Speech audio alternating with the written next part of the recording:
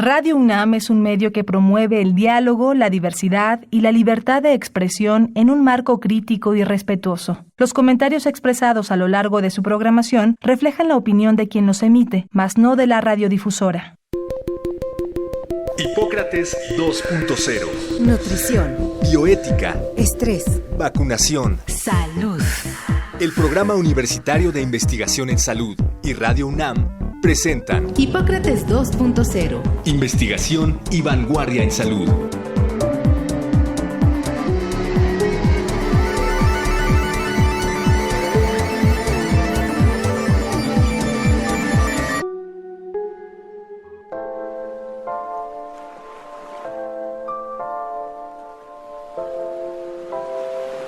Hola, ¿qué tal? Bienvenidos a Hipócrates 2.0. Yo soy Mauricio Rodríguez. Como cada semana les doy la más cordial bienvenida. Qué bueno que nos están acompañando aquí en Radio UNAM. Muchísimas gracias. Para el programa de hoy preparamos una serie de preguntas relacionadas con la vacunación contra COVID en infantes. A propósito de que el día 16 de junio comenzó el registro para planear la aplicación de las vacunas contra COVID para los infantes de 5 a 11 años de edad en México. Hemos estado recibiendo algunas preguntas a través de nuestras redes sociales. En Twitter estamos como @puis_UNAM. Yo estoy como @MauRodríguez. También a través de nuestra página de Facebook del PUIS y nuestro canal de YouTube también del Programa Universitario de Investigación en Salud del PUIS. Y recolectamos algunas preguntas. Así que vamos a dar respuesta a esa serie de preguntas durante los siguientes minutos. Acompáñenos, por favor. Si el COVID no es tan grave en los niños, ¿por qué debemos vacunarlos? Bueno, ciertamente, desde prácticamente el inicio de la pandemia nos dimos cuenta que el COVID no representaba un riesgo alto para los infantes. Esto siempre en comparación con el riesgo de los adultos, incluso el riesgo de los adolescentes. La enfermedad es mucho menos grave en los infantes. El número de complicaciones, las hospitalizaciones, el número de defunciones, todo es infinitamente menor en comparación con la forma en la que ha impactado la pandemia en los adultos, sobre todo en los adultos mayores. De tal manera que la vacunación en los infantes tiene, pues además de un efecto de protección directa del individuo que se va a vacunar, también tiene un efecto de protección de la comunidad, porque podría haber también participación de los infantes. Hay participación de los infantes en la transmisión del virus y conviene vacunarlos para reducir el riesgo de enfermedad grave o de algunas secuelas que pueden quedar después del COVID y también para disminuir la transmisión del virus y la duración de la enfermedad y bajar la carga de la enfermedad en general en la comunidad. Entonces, estas son principalmente las razones por las que el grupo de menores de 12 años quedó casi que en las últimas prioridades, porque precisamente primero se concentraron las acciones de vacunación en proteger a los adultos, proteger después a los jóvenes, a los adolescentes y posteriormente, en cuanto fuera posible, pasar a vacunar a los menores de 12 años, que es justamente lo que se está haciendo en esta etapa de la estrategia de vacunación en México. ¿Cuáles son los efectos secundarios y las medidas de cuidado después de la vacunación en niños? Bueno, recordemos que la vacunación tiene como objetivo estimular al sistema inmune para protegernos contra alguna enfermedad. Entonces, sería más o menos esperable que parte de la respuesta que haga nuestro cuerpo al recibir la vacuna se parezca a lo que ocurre cuando está la enfermedad. Y justamente eso es lo que pasa no solo con la vacuna contra COVID, sino con la mayoría de las vacunas, es que el cuerpo comienza a tener alguna reacción en contra de eso que se inyectó, que justamente es algún componente del agente que causa la enfermedad, que desde luego no va a causar ningún daño, pero sí va a estimular el sistema inmune, de tal manera que el cuerpo va a reaccionar y eso pudiera generar algunas molestias. Lo que han descrito en todos los estudios y ahora la experiencia que ya vimos con el uso ya en la población abierta es que la principal molestia que generan las vacunas es en el sitio de la aplicación, que es donde se inyecta el líquido. Puede sentirse un poco más caliente, puede hincharse un poco y estar más sensible. Y después hay posibilidad también de que haya alguna reacción general leve, un poquito de cansancio, ataque al estado general, dolor de cabeza, tal vez un poco de náusea. En algunos casos, menos frecuente, elevación de la temperatura. Podría haber un poco de fiebre, calosfríos y la mayoría de los eventos adversos se encuentran prácticamente en los primeros 3 días y también la inmensa mayoría ceden con las medidas generales, reposo, tomar algo para el dolor, tomar algo para la fiebre y desde luego en pocos días, ¿no? Son vacunas que han demostrado tener una seguridad bastante alta, no necesitan medidas de cuidado específicos después de la vacunación, quizá lo único sería pues no exponerse a temperaturas altas, a actividad física muy intensa, sobre todo en las siguientes horas después de haber recibido la vacuna, pero prácticamente se puede llevar a cabo cualquier actividad sin mayor problema. Y en caso de presentar alguna molestia relacionada con la vacuna, lo ideal es establecer contacto inmediatamente con sus servicios médicos, no automedicarse y que ahí se determine cuál es la acción que se debe de tomar. ¿Hay secuelas y complicaciones a largo plazo?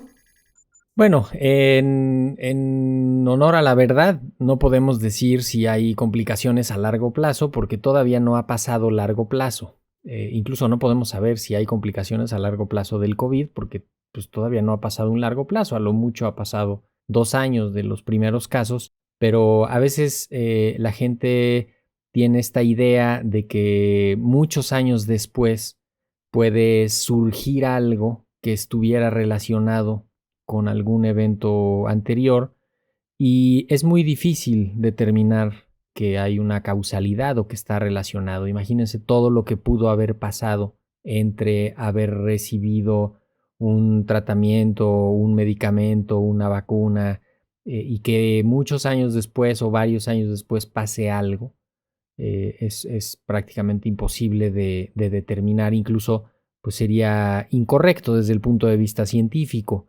También es importante pues partir de la realidad que con toda la experiencia que hay del uso de las vacunas para todas las edades, no hay ninguna sola que produzca daños, secuelas o problemas a largo plazo. Incluso el riesgo de eventos adversos graves o de algún problema importante por utilizar alguna vacuna es extremadamente bajo. Por lo tanto, siempre que pongamos en una balanza de un lado los daños y los problemas asociados al COVID y del otro los daños y problemas asociados a la vacunación contra COVID, pues nos vamos a dar cuenta que el daño provocado por la enfermedad es muchísimo más importante, tiene más impacto que cualquier daño, por mínimo que sea, que estuviera relacionado con la vacunación. Entonces, hay que pensar siempre en términos de riesgo y de beneficio cuando hablamos de esto. Ahorita lo que sabemos es que el beneficio por la vacunación es muchísimo mayor que cualquier riesgo que pudiera haber con las vacunas. Incluso, también hay que decirlo, las vacunas durante su etapa de desarrollo contaron con un tiempo adicional para incrementar el tamaño de las muestras, el tamaño de los estudios clínicos, para poder asegurar la máxima seguridad y la mejor eficacia para que las vacunas a la hora de utilizarse en la población general pudieran tener el mejor perfil de seguridad. Y esto también se debe de sumar al hecho real de que ya han sido utilizadas estas mismas vacunas en millones de infantes en muchos otros países. En Europa, en los Estados Unidos, han recibido los infantes entre 5 y 11 años estas vacunas y no ha habido ningún problema directamente relacionado con la vacuna o la vacunación. De cualquier manera, hay que estar pendientes, observar y buscar y no dejar de investigar para detectar algo a tiempo, pero para el número de millones de dosis que ya han sido utilizadas y el perfil de seguridad y ver que previene la enfermedad grave y ver las consecuencias de la enfermedad grave, pues por lo tanto concluimos que las vacunas son seguras, son efectivas y que deben de ser utilizadas. ¿La vacunación es obligatoria? Precisamente cerré la pregunta anterior, la respuesta anterior, con que si las vacunas deben de ser utilizadas. Y lo quiero ligar con esta otra pregunta de la obligatoriedad de las vacunas. En México, las vacunas no son obligatorias.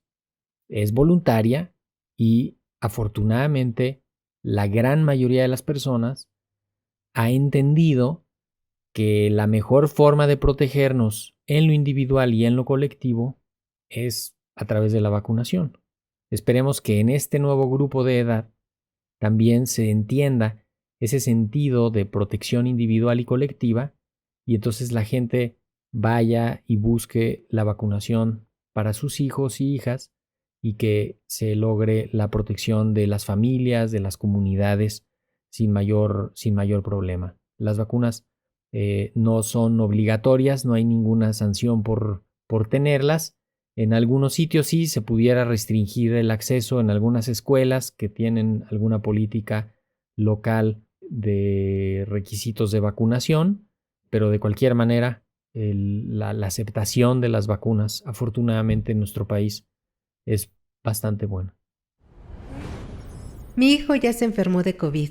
¿Aún así debo vacunarlo?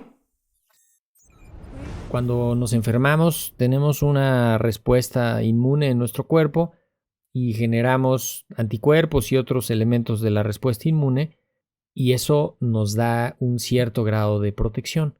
Muchos estudios han demostrado que la mejor protección es cuando las personas reciben las vacunas y tienen el antecedente de haber padecido COVID o que posteriormente se infectan con el virus y tienen la infección natural mucho más leve porque ya están protegidos por la vacuna y generan una protección híbrida, le llamamos, ¿no? Que es en parte debido a la infección natural por haber visto el virus y en parte por la vacunación que les presentó ahí un fragmento del virus. Aunque ya le haya dado a su hijo, sí es importante que se vacune. Lo único que debe de tomar en cuenta es que no sea en el momento que le está dando, ¿no? Que no tenga la enfermedad aguda. Si se puede, que pasen cuando menos 3 semanas antes de que reciba la vacuna, idealmente 28 días, pero si esto va a afectar la logística de la vacunación y se va a perder la oportunidad de vacunación, entonces aplíquenle la vacuna cuando menos 2 semanas después de que se haya recuperado del COVID, pero sí hay que vacunarlos aunque ya les haya dado o aunque en casa ya haya habido la enfermedad. ¿Qué vacuna se aplicará a los niños? ¿En qué consiste el esquema?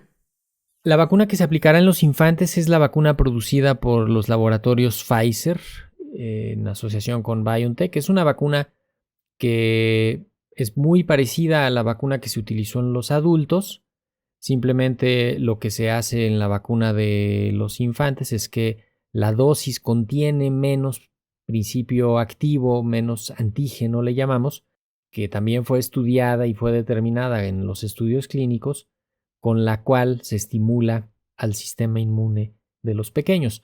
Es una vacuna específica, es una vacuna que no quiere decir que se les pone menos cantidad que a los adultos, sino que es una preparación específica formulada de una cierta forma y que viene en un frasco que es específico para los infantes y viene con una etiqueta específica.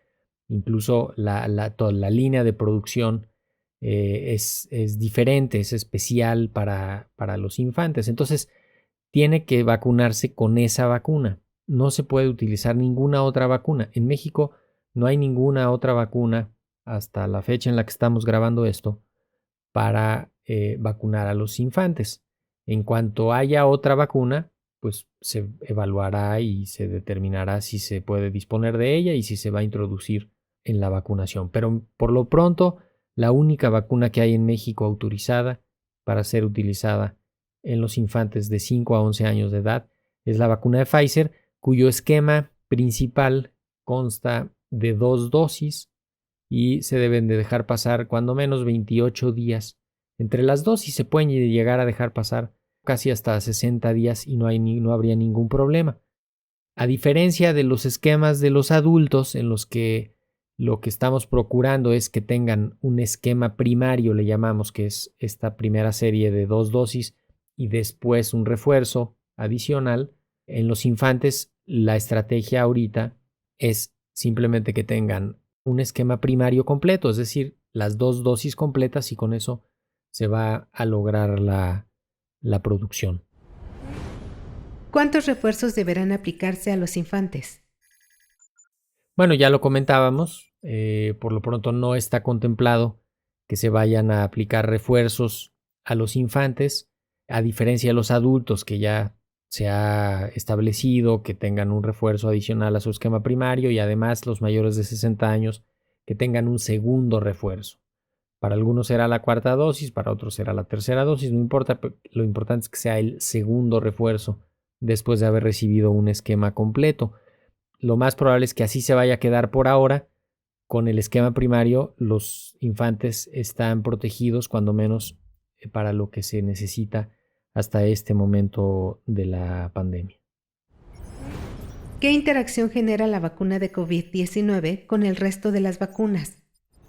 Esta es una pregunta muy importante porque la vacunación contra COVID-19 se va a venir a insertar en el quehacer cotidiano de las campañas de vacunación contra las otras enfermedades. Hemos visto en los últimos meses, en los últimos años, un problema de disponibilidad de las vacunas contra las otras enfermedades. Estamos hablando de las vacunas de rotavirus, la vacuna triple viral, que es sarampión, rubiola y parotiditis, la vacuna de hepatitis B, la vacuna pentavalente, la vacuna del papiloma humano, que son vacunas, la vacuna del neumococo, que ha oscilado su disponibilidad en parte por el impacto que ha tenido la pandemia en la producción, en la distribución, de tal manera que pudiera ser que mientras se está vacunando contra COVID también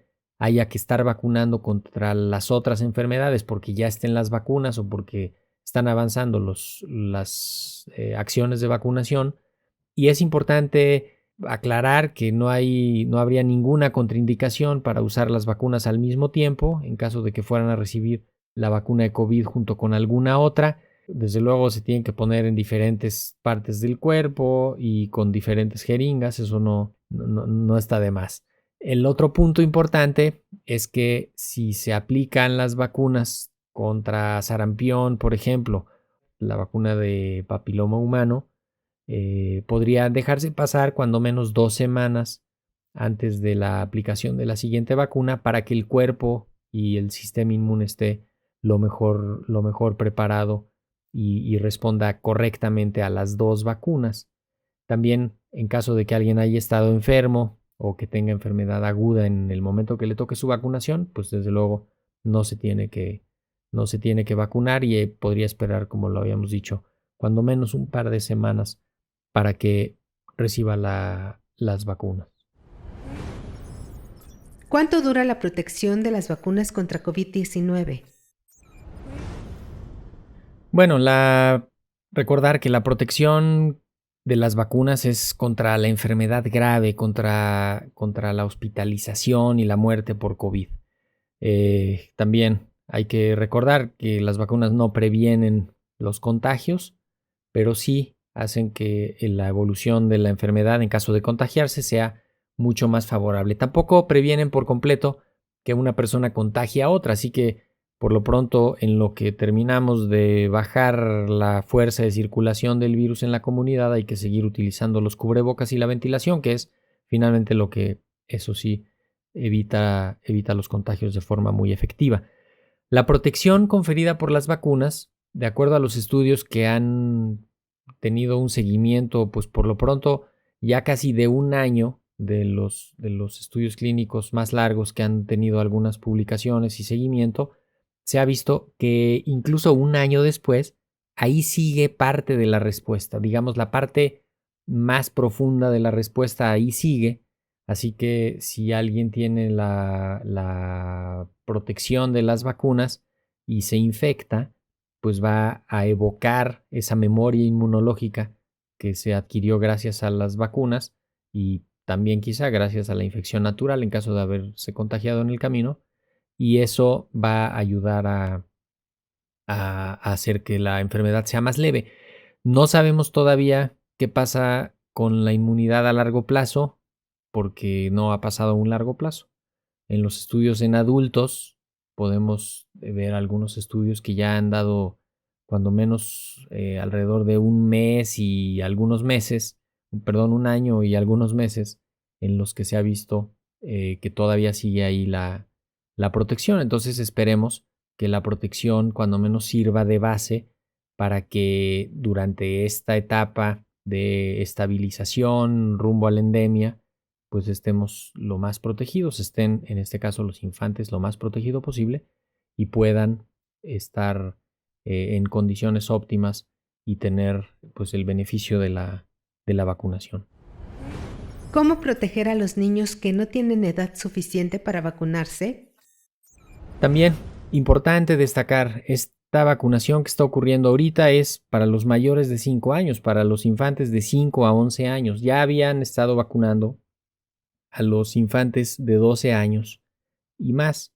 Y ahorita se está enfocando la acción en vacunar a los de 5 a 11 años. Y como bien nos lo preguntan, ¿qué va a pasar con los menores de 5 años?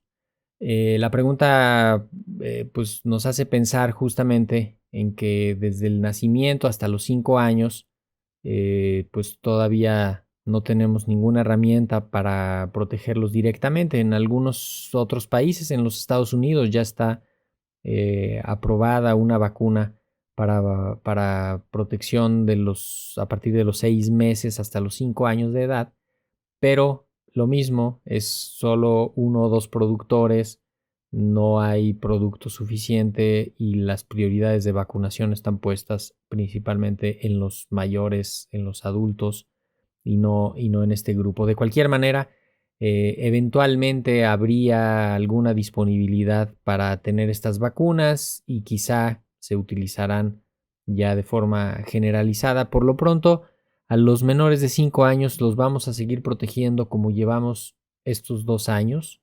Los vamos a proteger primero generando entornos seguros.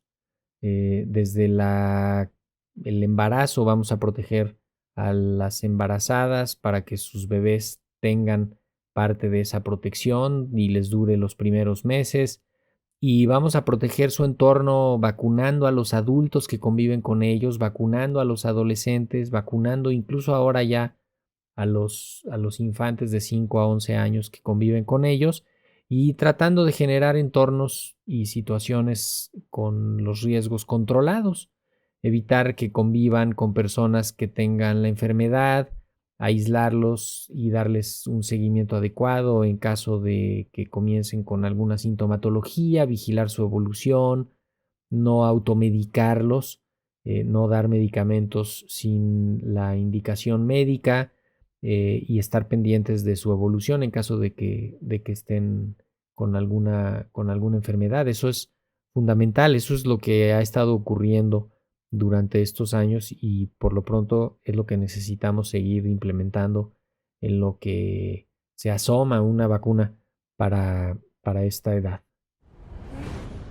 Y bueno, pues en resumen, con esta serie de preguntas reforzamos la idea de que la vacunación de los infantes de 5 a 11 años es parte de la estrategia nacional, ayuda a disminuir la carga de la enfermedad a nivel individual, pero principalmente a nivel colectivo.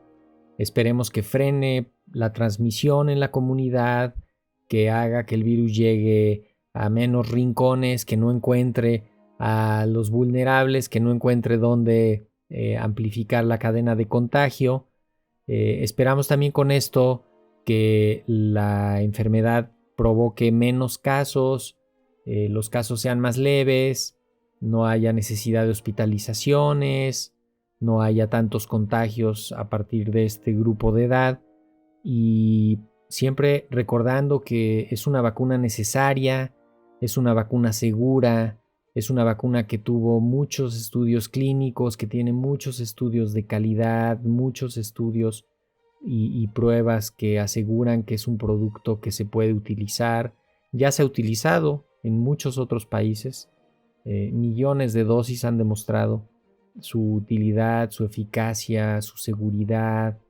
Entonces, pues hay que continuar con esta etapa de la vacunación. Hay que llevar a los pequeños a vacunarse, hay que seguirnos cuidando. Todavía estamos en un momento de actividad epidémica importante, hay que evitar contagios, hay que prevenir complicaciones, y pues esperemos que esta información les haya sido de utilidad. Y ya saben que pueden contactarnos, pueden buscarnos en nuestras redes @puis_unam. Yo estoy en Twitter @maurodríguez. Nuestra página de internet en el puis, puis.unam.mx. En Facebook, en YouTube estamos también. Tenemos muchos materiales, mucha información que seguramente puede resultar de utilidad. También los esfuerzos que hemos estado haciendo en el observatorio de vacunas con varios colegas de la misma UNAM y de otras instituciones. Ahí hay una sección de preguntas y respuestas que pueden consultar. Así que pues me despido agradeciendo su atención. Espero que nos acompañen la próxima semana. Yo soy Mauricio Rodríguez. Esto fue Hipócrates 2.0. Quédense en sintonía de Radio UNAM. Agradecemos al Dr. Samuel Ponce de León, coordinador del Programa Universitario de Investigación en Salud y coordinador académico de esta serie. El Programa Universitario de Investigación en Salud y Radio UNAM agradecen tu escucha. Te esperamos la siguiente semana para platicar sobre lo último en materia de salud e investigación en Hipócrates 2.0. Investigación y vanguardia en salud. Se despiden de ti en la producción Patti Gamboa, Héctor Castañeda y Alejandra Gómez. Hipócrates 2.0. Radio UNAM. Experiencia sonora.